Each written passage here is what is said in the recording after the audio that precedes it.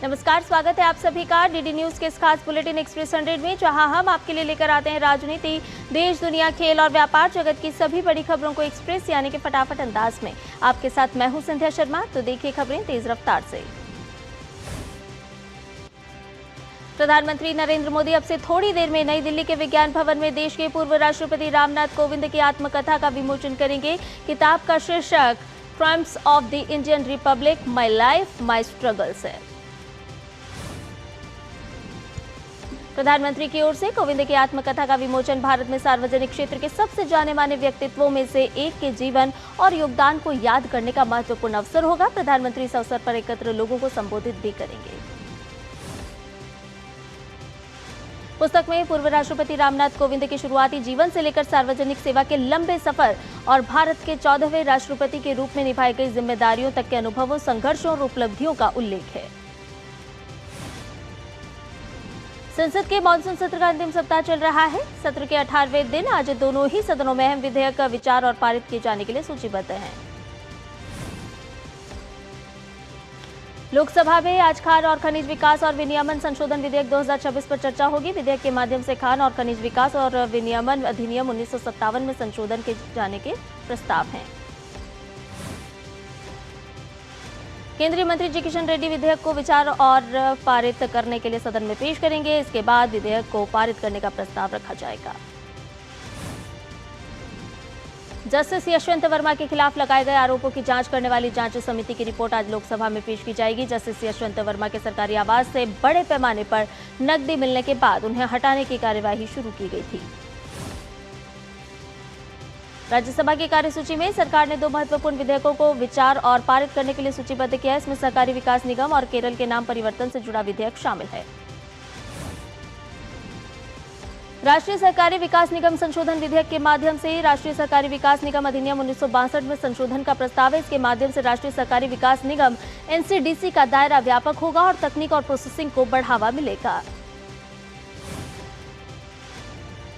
राज्यसभा में केरल के नाम परिवर्तन से जुड़ा विधेयक विचार और पारित करने के लिए सूचीबद्ध है। इसके माध्यम से राज्य का नाम बदलकर केरलम करने का प्रस्ताव है।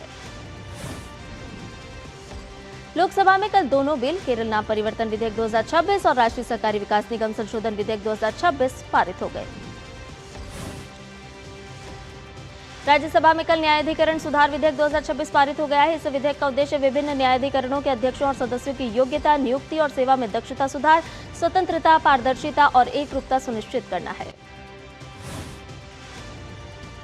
जेपीएससी और जेएसएससी में कथित भ्रष्टाचार एवं अनियमितताओं के खिलाफ छात्र नेता देवेंद्र नाथ महतो की अनिश्चितकालीन भूख हड़ताल जारी है। विधानसभा घेराव के दौरान पुलिस कार्रवाई के बाद उन्हें सदर अस्पताल रांची में भर्ती कराया गया है, जहां उनका इलाज चल रहा है। अस्पताल से जारी खुले पत्र में देवेंद्र नाथ महतो ने पुलिस लाठीचार्ज की निंदा करते हुए पूरे मामले की निष्पक्ष जांच और दोषियों पर कार्रवाई की मांग की। उन्होंने कहा कि शरीर अस्पताल में है, लेकिन न्याय के लिए संघर्ष का संकल्प अडिग है। छात्र नेता देवेंद्र नाथ महतो ने स्पष्ट किया है कि झारखंडी छात्रों के संपूर्ण न्याय तक मेरी भूख हड़ताल जारी रहेगी।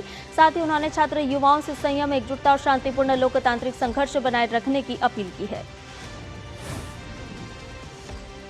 झारखंड की राजधानी रांची में कल छात्रों पर हुए लाठीचार्ज के विरोध में छात्रों ने जयपाल सिंह मुंडा स्टेडियम से अल्बर्ट एक्का चौक तक मौन मार्च निकाला।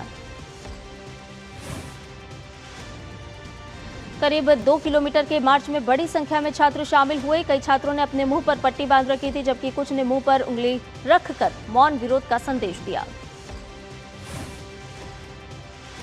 जुलूस के दौरान छात्रों ने शिबू सोरेन के कटआउट और नारों लिखी तख्तियां भी ले रखी थी। कई छात्रों ने मोबाइल फोन की फ्लैशलाइट जलाकर भी अपना विरोध दर्ज कराया। केंद्रीय वाणिज्य और उद्योग मंत्री पीयूष गोयल भारतीय व्यापार महोत्सव के उद्घाटन समारोह में होंगे शामिल। इसका आयोजन भारत मंडपम में होगा। Union textile minister Giriraj Singh आज Indian institute of handloom technology के पहले राष्ट्रीय सम्मेलन में करेंगे शिरकत। दिल्ली के डॉक्टर अंबेडकर इंटरनेशनल सेंटर में होगा इसका आयोजन। उपराष्ट्रपति सीपी राधाकृष्णन ने आज सुबह भारत मंडपम से सांसदों के साथ हर घर तिरंगा स्पेशल बाइक रैली को हरी झंडी दिखाई।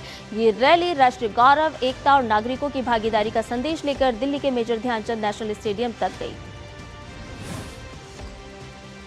प्रधानमंत्री नरेंद्र मोदी ने एक वीडियो संदेश के माध्यम से घर घर तिरंगा फहराने की अपील की। उन्होंने हर घर तिरंगा अभियान को एक उत्सव की तरह मनाए जाने का आह्वान किया। बीजेपी अध्यक्ष नितिन नवीन दिल्ली में कर्तव्य पथ पर तिरंगा यात्रा की शुरुआत करेंगे। इस दौरान दिल्ली की सीएम रेखा गुप्ता और दिल्ली बीजेपी अध्यक्ष हर्ष मल्होत्रा भी मौजूद रहेंगे। हर घर तिरंगा अभियान के अंतर्गत केंद्रीय खेल मंत्री मनसुख मांडविया ने दिल्ली विश्वविद्यालय के माय भारत वॉलंटियर्स के साथ हर घर तिरंगा रैली का नेतृत्व किया। हर घर तिरंगा रैली में माय भारत के 1000 से ज्यादा वॉलंटियर्स ने हिस्सा लिया। वॉलंटियर्स ने हर घर तिरंगा साइकिल यात्रा द्वारा देश को फिटनेस का संदेश दिया। खेल मंत्री ने इस अवसर पर कहा कि किसी भी राष्ट्र को विकसित राष्ट्र बनाने के लिए देश के नागरिकों का स्वस्थ रहना बहुत जरूरी है।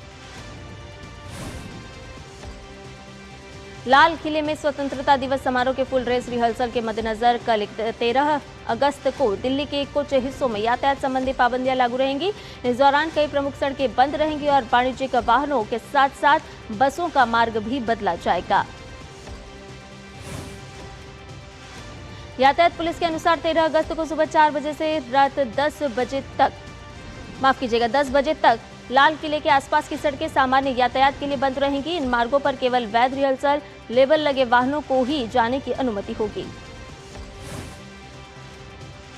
रिहर्सल के दौरान प्रभावित सड़कों में दिल्ली गेट से चट्टा रेल चौक तक, नेताजी सुभाष मार्ग, लोथियन रोड, एसपी मुखर्जी मार्ग, फाउंटेन चौक से लाल किले तक, चांदनी चौक रोड, निषाद राजमार्ग, राजघाट से आईएसबीटी के बीच रिंग रोड शामिल हैं।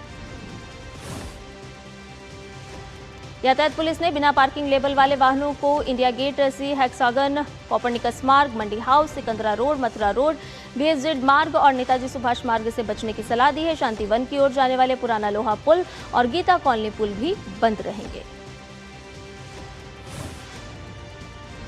स्वतंत्रता दिवस समारोह से पहले राजधानी दिल्ली में सुरक्षा व्यवस्था बढ़ा दी गई है। दिल्ली पुलिस ने कई इलाकों में रात के समय वाहनों की चेकिंग शुरू की। प्रमुख सड़कों और संवेदनशील इलाकों में बैरिकेडिंग कर संदिग्ध वाहनों और लोगों की जांच की जा रही है। साथ ही सुरक्षा के मद्देनजर पुलिस की पेट्रोलिंग भी बढ़ाई गई है। केंद्रीय वाणिज्य और उद्योग मंत्री पीयूष गोयल की मौजूदगी में आज भारत और दक्षिण अफ्रीकी कस्टम्स यूनियन के बीच टर्म ऑफ रेफरेंस पर हस्ताक्षर होगा। केंद्रीय स्वास्थ्य मंत्री जेपी नड्डा ने कर्नाटक और केरलम के सांसदों के साथ बैठक कर टीबी मुक्त भारत अभियान के प्रयासों को गति देने पर चर्चा की। सांसदों ने टीबी मुक्त कर्नाटक, टीबी मुक्त केरलम और टीबी मुक्त भारत के संकल्प को मजबूत किया। मंत्री जेपी नड्डा ने सांसदों को जिला कलेक्टरों और स्वास्थ्य केंद्रों के साथ समन्वय के लिए विशेष निगरानी बिंदुओं की जानकारी दी और अभियान में सांसदों की सक्रिय भागीदारी बढ़ाने पर भी जोर दिया। कोलकाता के जीआरएसी शिपयार्ड में अगली पीढ़ी के ऑफशोर पेट्रोल वेसल यानी एनजीओपीवी श्रुति को लॉन्च किया गया। ये आत्मनिर्भर भारत और मेक इन इंडिया की दिशा में भारतीय नौसेना की बड़ी उपलब्धि है। हिमाचल प्रदेश के कांगड़ा जिले में बारिश से जनजीवन अस्त व्यस्त। कांगड़ा शहर के बाहरी इलाके में रानीताल बाथू पुल के पास भूस्खलन हुआ, जिससे 4 लेन राष्ट्रीय राजमार्ग का एक हिस्सा बंद हो गया। यातायात को सुचारू करने के लिए डोजर यानी भारी मशीनें लगाई गई। लाहौल के जोबरंग पुल का आधा हिस्सा चंद्रभागा नदी में डूबा। पुल के क्षतिग्रस्त होने की संभावनाएं बढ़ी। जम्मू कश्मीर के कई इलाकों में लगातार हो रही बारिश से पहाड़ी और मैदानी इलाकों में नदियों और नालों का जलस्तर तेजी से बढ़ रहा है। सांबा जिले में बसंतर नदी भी उफान पर। मौसम विभाग ने आज पूर्वी राजस्थान, मध्य महाराष्ट्र, ओडिशा, झारखंड और पश्चिमी बंगाल में भारी बारिश के लिए ऑरेंज अलर्ट किया जारी। मौसम विभाग ने छत्तीसगढ़, गुजरात और उत्तराखंड में शनिवार तक भारी बारिश का अनुमान व्यक्त किया है। अगले 2-3 दिनों तक मध्य प्रदेश, कोंकण, गोवा, पंजाब, हिमाचल प्रदेश, जम्मू और कश्मीर के साथ साथ अंडमान और निकोबार द्वीप समूह में मूसलाधार बारिश की आशंका है। आंध्र प्रदेश, तेलंगाना, कर्नाटक, तमिलनाडु, पुदुचेरी में कल तक बिजली और तेज हवाओं के साथ गरज के साथ बारिश होने की संभावना है। पूर्वोत्तर में मूसलाधार बारिश की आशंका। अरुणाचल प्रदेश, असम, मेघालय, नागालैंड, मणिपुर, मिजोरम, त्रिपुरा में शनिवार तक भारी बारिश का अनुमान। सूचना एवं प्रसारण मंत्रालय के अंतर्गत प्रकाशन विभाग को फिकी पब्लिकॉन 2026 पब्लिशिंग अवार्ड्स में प्रतिष्ठित book of the year non fiction Hindi पुरस्कार से सम्मानित किया गया। ये सम्मान पुस्तक सबका साथ सबका विकास सबका विश्वास सबका प्रयास के लिए प्रदान किया गया। इसमें प्रधानमंत्री नरेंद्र मोदी के महत्वपूर्ण भाषणों का संकलन है। उपलब्धि पर प्रकाशन विभाग के महानिदेशक डॉक्टर धीरज काकड़िया ने विभाग की पूरी टीम को बधाई देते हुए कहा कि ये सम्मान विभाग के सभी अधिकारियों एवं कर्मचारियों के सामूहिक प्रयास, समर्पण और गुणवत्तापूर्ण प्रकाशन के प्रति प्रतिबद्धता का परिणाम है। आज विश्व हाथी दिवस है। हाथियों के संरक्षण को बढ़ावा देने के लिए इस दिन को मनाने की शुरुआत 12 अगस्त 2012 को की गई। पर्यावरण, वन और जलवायु परिवर्तन राज्य मंत्री कीर्तिवर्धन सिंह ने कहा कि विश्व के लगभग 60% एशियाई जंगली हाथी भारत में रहते हैं, जो देश को हाथी के पारिस्थितिकी विरासत का जीवंत प्रतीक बनाता है। सोशल मीडिया पोस्ट में उन्होंने बताया कि देश के 14 राज्यों में 33 हाथी अभयारण्य हैं। आज भारतीय अंतरिक्ष कार्यक्रम के जनक और महान वैज्ञानिक डॉक्टर विक्रम साराभाई की 107वीं जयंती है। गुजरात के अहमदाबाद में जन्मे डॉक्टर साराभाई ने विज्ञान और अनुसंधान के क्षेत्र में भारत को वैश्विक मानचित्र पर स्थापित किया और देश में औद्योगिक विकास की मजबूत नींव भी रखी। पीएम मोदी ने एक संदेश के जरिए युवाओं को देश की सबसे बड़ी शक्ति बताया। उन्होंने कहा कि हमारे युवा साथी देश का भविष्य ही नहीं, वर्तमान की सबसे बड़ी शक्ति भी हैं। उन्होंने अपनी संवेदनशीलता, सेवा भाव और सामर्थ्य से दुनिया भर में अलग पहचान बनाई है। फिलहाल रुकने एक छोटे से ब्रेक के लिए जल्द हाजिर होंगे। खाने में मेरी क्वीन के लिए क्या है? किंग मटर पनीर, किंग बैगन भरता, king veg pulao, king palak paneer kofta. ये सब किंग क्यों? क्योंकि ये सब बना है MDH किचन किंग से। आपका बॉस MDH किचन किंग, असली किचन किंग। MDH। यार कैसे ले पाएंगे घर? नहीं, आज गर्मी बहुत है ना? यस, बहुत ही ज्यादा। पापा, घर खरीदने की planning is not easy. Vini, long term savings का बेस्ट प्लान बताना। LIC protection plus plan. LIC और सेविंग्स। यस, इसमें इंश्योरेंस और फंड्स दोनों में इन्वेस्ट करके गोल्स के हिसाब से सम अश्योर्ड एडजस्ट कर सकते हो। LIC protection plus plan, future insured, growth assured. मेरी पसंद, मेरी पसंद, मेरी पसंद, मेरी पसंद, हमारी पसंद, हम सबकी पसंद। मजबूत देश का मजबूत सरिया हो गया स्टील। ब्रेक के बाद एक्सप्रेस 100 में आपका एक बार फिर से स्वागत है। आइए बाकी की खबरों को जान लेते हैं फटाफट अंदाज में। केंद्रीय विज्ञान एवं प्रौद्योगिकी मंत्री डॉक्टर जितेंद्र सिंह ने नई दिल्ली में ओडिशा के विज्ञान एवं प्रौद्योगिकी मंत्री कृष्णचंद्र पात्रा से की मुलाकात। इस दौरान उन्होंने ओडिशा के विकास के लिए एकीकृत रोडमैप पेश किया, जिसमें दुर्लभ खनिज, गलियारा, समुद्री संसाधन, बायोटेक, अंतरिक्ष क्षमताएं और वैज्ञानिक संस्थानों को शामिल किया गया। दिल्ली के अक्षरधाम मंदिर में आध्यात्मिक और विरासत पर्यटन सम्मेलन 2026 का किया गया आयोजन। इस अवसर पर मुख्यमंत्री रेखा गुप्ता ने परिसर में 4 नए टूरिज्म सर्किट का शुभारंभ किया। सदगुरु जग्गी वासुदेव जी ने भी इस सम्मेलन में भाग लिया। पेयजल एवं स्वच्छता विभाग ने वीडियो कॉन्फ्रेंसिंग के जरिए जिला कलेक्टरों का पेयजल संवाद आयोजित किया। सत्र की अध्यक्षता विभाग के सचिव अशोक के मीणा ने की। कॉन्फ्रेंसिंग के दौरान पेयजल योजनाओं को बेहतर तरीके से लागू करने के लिए जिला जल एवं स्वच्छता मिशन को मजबूत करने और योजनाओं की निगरानी पर जोर दिया गया।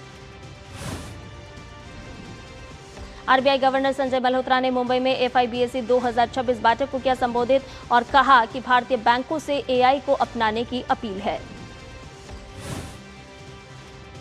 संजय मल्होत्रा ने कहा कि AI से ऋण वितरण, ग्राहक सेवा, वित्तीय समावेशन, बैंकिंग दक्षता और धोखाधड़ी का पता लगाने में सुधार हो सकता है। साथ ही उन्होंने नवाचार, जवाबदेही और ग्राहक विश्वास पर जोर दिया। केंद्र सरकार ने 10 और 20 रुपए के 2 अरब पॉलीमर नोटों के फील्ड ट्रायल को दी मंजूरी। ये नोट मौजूदा कागजी नोटों के साथ जारी किए जाएंगे। कागजी नोटों के मुकाबले पॉलीमर नोट ज्यादा टिकाऊ और सुरक्षित माने जाते हैं। ट्रायल सफल होने पर इन्हें नियमित रूप से जारी किया जा सकता है।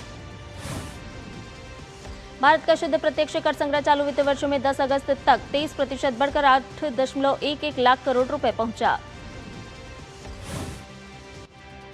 आंकड़ों के मुताबिक इस अवधि में करदाताओं को 1.43 लाख करोड़ रुपए के रिफंड जारी किए गए। वहीं शुद्ध कॉर्पोरेट टैक्स से संग्रह 2.70 लाख करोड़ और नॉन कॉर्पोरेट टैक्स से संग्रह 5.07 लाख करोड़ रुपए रहा। डेयरी किसानों के लिए किसान क्रेडिट कार्ड योजना का दायरा तेजी से बढ़ा। 2021-22 में 15.08 लाख से बढ़कर 2025-26 में 50.42 लाख पशुपालक किसान इसके लाभार्थी बने। केंद्रीय मंत्री राजीव रंजन सिंह ने बताया कि 2024-25 में भारत का दूध उत्पादन 247.87 मिलियन टन रहा, जो घरेलू मांग से ज्यादा है। वहीं सरकार डेयरी क्षेत्र को मजबूत करने के लिए चला रही है कई योजनाएं। अल नीनो के असर के बीच आंध्र प्रदेश के मुख्यमंत्री एन चंद्रबाबू नायडू ने अधिकारियों को महंगाई पर काबू रखने के दिए निर्देश।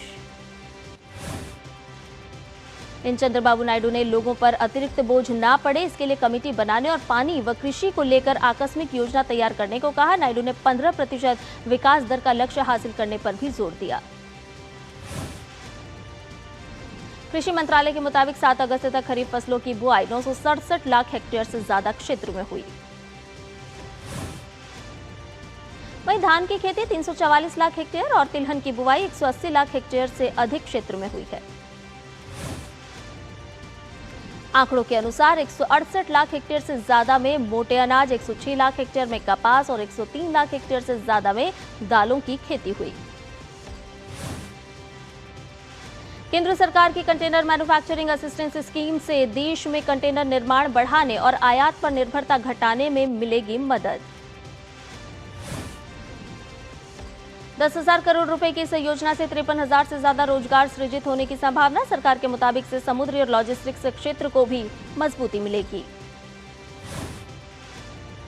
गौतम अडानी की पहल वंदे भारतम में 26,000 एंट्री में से पहले ग्रुप के इनोवेटर्स का चयन किया गया है। इसमें टेक्नोलॉजी, खेती, हेल्थ केयर, डिफेंस और सस्टेनेबिलिटी जैसे क्षेत्रों के आइडिया शामिल हैं। चुने गए इनोवेटर्स को मेंटरशिप, इंडस्ट्री एक्सपर्ट्स और बिजनेस लीडर्स से जुड़ने का मौका मिलेगा। कार्यक्रम का ग्रैंड फिनाले 14 अगस्त को होगा, जहां बेहतरीन इनोवेटर्स को सम्मानित किया जाएगा। अमेरिका ईरान युद्ध के बीच समुद्री मार्गों पर बढ़ा तनाव। बाब अल मंदेब में हूती हमले में 4 लोगों की हुई मौत। ईरान ने कहा कि अमेरिकी शर्तें नहीं मानी गई तो स्ट्रेट ऑफ हॉर्मुज रहेगा बंद। वहीं युद्ध खत्म होने की उम्मीद कमजोर पड़ने से तेल की बढ़ी कीमतें और वैश्विक शेयर बाजारों पर भी आया दबाव। कोलंबिया में आए 7.4 तीव्रता के भूकंप में मरने वालों की संख्या 250 से ज्यादा हुई। भूकंप के बाद बचाव दल मलबे में दबे लोगों की तलाश में जुटे हुए हैं। भूकंप से परेरा, कैली समेत कई शहरों के घर, स्कूल और स्वास्थ्य केंद्र बुरी तरह से क्षतिग्रस्त हो गए। राष्ट्रपति एबेलार्डो डी ला एस्प्रिएला ने प्रभावित इलाकों का दौरा कर बेघर लोगों को आर्थिक मदद का भरोसा दिया। कोलंबिया में भूकंप के बाद पेरू ने भेजी 12 टन मानवीय सहायता। पेरू सरकार प्रशिक्षित बचाव दल भी कोलंबिया भेजने की कर रही है तैयारी। अमेरिकी राष्ट्रपति डोनाल्ड ट्रंप ने न्यूयॉर्क के प्रस्तावित सेकंड होम टैक्स को खतरनाक राजनीतिक प्रयोग बताया। उन्होंने इसे रोकने के कानूनी विकल्प तलाशने की बात कही। संयुक्त राष्ट्र सुरक्षा परिषद ने वेस्ट बैंक में बढ़ती हिंसा पर चर्चा के लिए बैठक बुलाई। यूएन के मुताबिक इस साल अब तक सेटलर हमलों से जुड़ी घटनाओं में 18 फिलिस्तीनी मारे गए।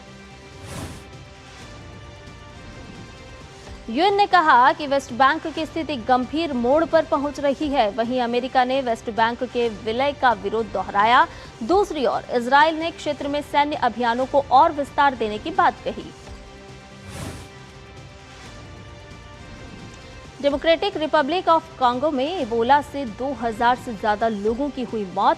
संयुक्त राष्ट्र के मुताबिक पिछले 20 दिनों में मौतों का आंकड़ा दोगुना हुआ और रोजाना औसतन करीब 50 मौतें दर्ज की जा रही है। WHO के अनुसार 60 से 70% मौतें समुदायों में हो रही हैं, क्योंकि कई मरीज समय पर इलाज नहीं करा पा रहे हैं। वहीं सुरक्षा संकट भी राहत और निगरानी अभियान में बड़ी बाधा बना हुआ है। न्यूजीलैंड के पीएम क्रिस्टोफर लक्सन ने अपनी पार्टी के सांसदों का विश्वास मत जीता। कमजोर अर्थव्यवस्था, बढ़ती बेरोजगारी और महंगाई के बीच उनकी लीडरशिप पर सवाल उठ रहे थे। अब लक्सन की असली परीक्षा 7 नवंबर के आम चुनाव में होगी। मिस्र के इस्माइलिया प्रांत में मजदूरों को ले जा रही 2 पिकअप ट्रकों की टक्कर में 17 लोगों की मौत, 31 लोग हुए घायल। मंत्रालय के अनुसार ये दुर्घटना अल दवाविस इलाके में अल शबाब पावर स्टेशन के सामने हुई। घायलों को इलाज के लिए अस्पताल में भर्ती कराया गया। उत्तर कोरिया ने आज अपने पूर्वी तट से जापान सागर की ओर एक बैलिस्टिक मिसाइल दागी। इससे एक बार फिर से कोरियाई प्रायद्वीप में तनाव बढ़ गया। ये परीक्षण अमेरिका और दक्षिण कोरिया के 11 दिवसीय उल्टी फ्रीडम शील्ड सैन्य अभ्यास से कुछ दिन पहले हुआ। वहीं इसके चलते दक्षिण कोरिया और जापान ने निगरानी भी बढ़ाई। नॉर्थ ईस्ट यूनाइटेड एफसी ने FC 1 को 3-1 से हराकर 135वें डुरंड कप फुटबॉल टूर्नामेंट के क्वार्टर फाइनल में जगह बनाई। नॉर्थ ईस्ट यूनाइटेड के लिए पार्थिव गोगोई ने दोनों हाफ में 1-1 गोल किया। भारतीय ग्रैंड मास्टर आर प्रज्ञानंदा ने ग्रैंड शतरंज टूर की प्रतियोगिता सिंकफील्ड कप के पहले दौर में ड्रॉ खेला। प्रज्ञानंदा और अमेरिकी खिलाड़ी सैमुअल सेवियन के बीच मुकाबला बराबरी पर समाप्त हुआ। 11 साल की अतिका मीर ने रचा इतिहास। स्वीडन में आयोजित FIA यूरोपियन चैंपियनशिप के राउंड 4 में टॉप 10 में बनाई जगह। भारत के स्टार क्यू खिलाड़ी पंकज आडवाणी को हेबॉल वर्ल्ड चैंपियनशिप के तीसरे संस्करण में मिली वाइल्ड कार्ड एंट्री। इस टूर्नामेंट का आयोजन 12 से 15 अगस्त तक पुणे में किया जा रहा है। लागोस में राष्ट्रमंडल अंडर 23 तलवारबाजी चैंपियनशिप के पहले दिन भारत का शानदार प्रदर्शन। 4 स्वर्ण, 4 रजत और 9 कांस्य पदक सहित 17 पदक किए अपने नाम। दुनिया की नंबर 4 टेनिस खिलाड़ी कोको गॉफ ने टोरंटो मास्टर्स के सेमीफाइनल में जगह बना ली है। स्विट्जरलैंड की बेलिंडा बेंसिच ने चोट के चलते नाम वापस ले लिया, जिसके बाद गॉफ को वॉकओवर मिल गया।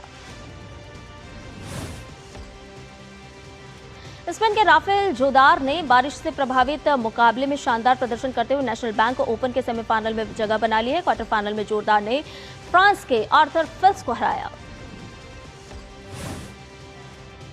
अमेरिका के बेन शेल्टन ने कैनेडियन ओपन में शानदार प्रदर्शन करते हुए सेमीफाइनल में जगह बना ली है। शेल्टन ने क्वार्टर फाइनल में जैकब मैंसिक को सीधे सेटों में शिकस्त दी। इगा श्वांतेक ने शानदार प्रदर्शन करते हुए कनाडियन ओपन के सेमीफाइनल में जगह बना ली है। श्वांतेक ने क्वार्टर फाइनल में रूस की डायना श्नाइडर को सीधे सेटों में हराया। फुटबॉल सुपरस्टार क्रिस्टियानो रोनाल्डो ने अपनी लंबे समय से साथी रही मॉडल और इन्फ्लुएंसर जॉर्जिना रोड्रिगेज से पुर्तगाल में सिविल सेरेमनी में शादी कर लिया। पुर्तगाली मीडिया ने इसे साल की सबसे बड़ी शादी करार दिया है। European champion Paris Saint Germain लगातार दूसरी बार खिताब जीतने के इरादे से यूएफए सुपर कप खेलने उतरेगा। हालांकि PSG के कोच लुइस एनरिका ने मुकाबले से पहले साफ कर दिया है कि टीम की तैयारी पूरी तरह नहीं हो पाई है।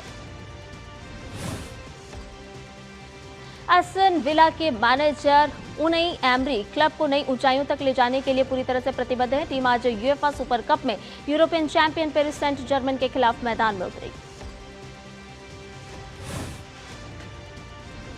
एक्सप्रेस न्यूज में फिलहाल के लिए इतना ही। मुझे दीजिए इजाजत। नमस्कार।